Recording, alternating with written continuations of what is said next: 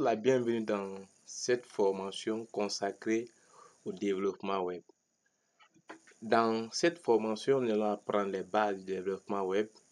Nous allons apprendre, n'est-ce pas, comment construire un site web de A à Z en passant par le front-end. Et pour dynamiser, nous allons utiliser, n'est-ce pas, les bases de données. Et pour utiliser les bases de données, il faut, n'est-ce pas, faire l'analyse. Il faut modéliser et ensuite il faut implémenter. Donc, à la fin de la formation, je voulais que chaque participant arrive, n'est-ce pas, à créer son portfolio comme je l'ai fait. Voici par exemple un modèle, mon portfolio que j'ai fait. Moi, je l'ai fait avec du Django. Voilà, j'ai fait du full avec du Django.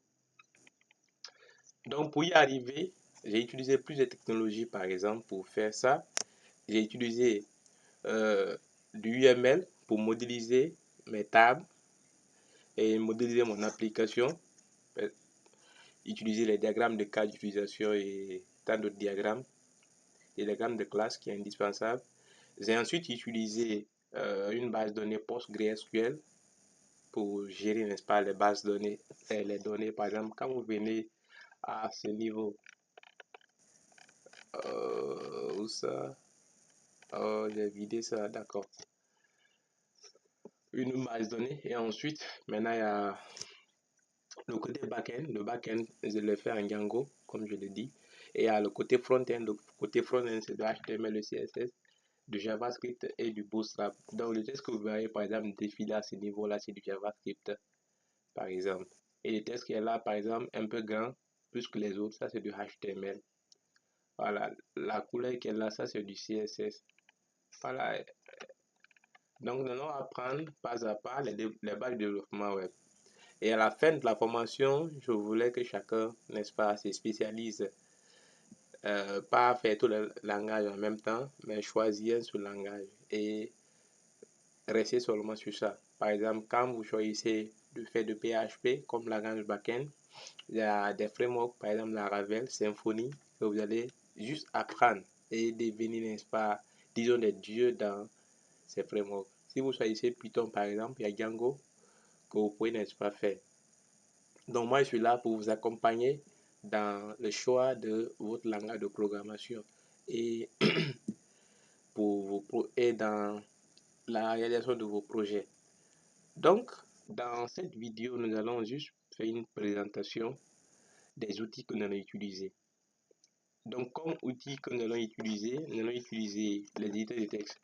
L'éditeur de texte, par exemple, c'est quoi? Donc, un éditeur de texte est un programme, généralement, qui permet, n'est-ce pas, d'écrire des lignes de code et, n'est-ce pas, de simplifier l'écriture de ce code. Donc, on peut prendre, par exemple, bloc-notes pour, n'est-ce pas, écrire du code. Mais vous verrez que avec bloc-notes, l'écriture devient compliquée parce que il n'y a pas ce qu'on appelle la coloration syntaxique. On ne fait pas la différence entre le langage de programmation et ce que vous avez ajouté. Voilà, donc l'éditeur de texte, il permet, n'est-ce pas, de faire ça. C'est pourquoi on l'a utilisé dans cette formation d'éditeur de texte et puis dédié.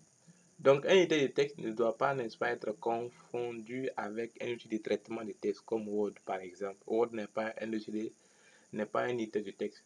Donc, il existe aujourd'hui plusieurs outils ou plusieurs éditeurs de texte que vous pouvez trouver sur le marché. Il y a Notepad, Sublime Text, VS Code, Bracket, Atom et tant d'autres.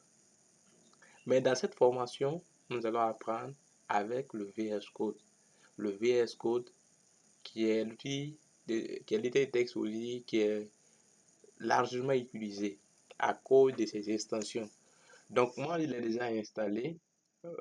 Pour l'installer, c'est simple, vous vous rendez sur le site officiel de VS Code et puis vous l'installez. Vous le téléchargez puis vous l'installez.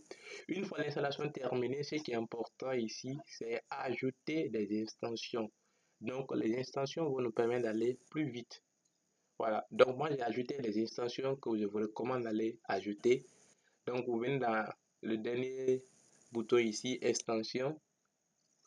Voilà, donc dans extension, par exemple, j'ai installé quelques extensions, mais je vais juste vous montrer ce que vous avez besoin pour suivre cette formation de HTML d'abord.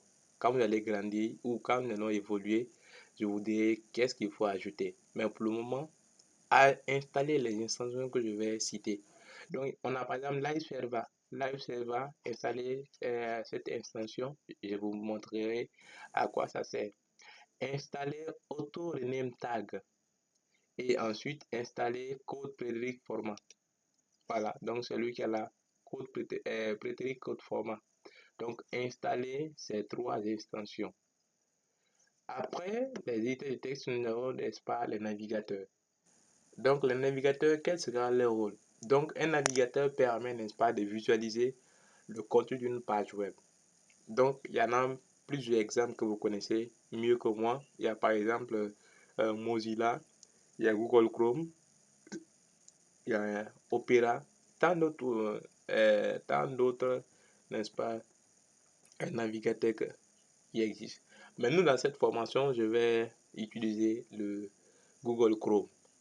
Parce que un peu devant nous, on fait du JavaScript. Donc, pour pouvoir, n'est-ce pas, inspecter notre code, Google Chrome est mieux pour moi. Donc, c'est lui que je vais, n'est-ce pas, utiliser. Donc, voici, c'était tout pour cette formation, pour cette vidéo. Si vous avez aimé, likez la vidéo et on se retrouve dans une prochaine vidéo où nous allons faire une introduction au HTML.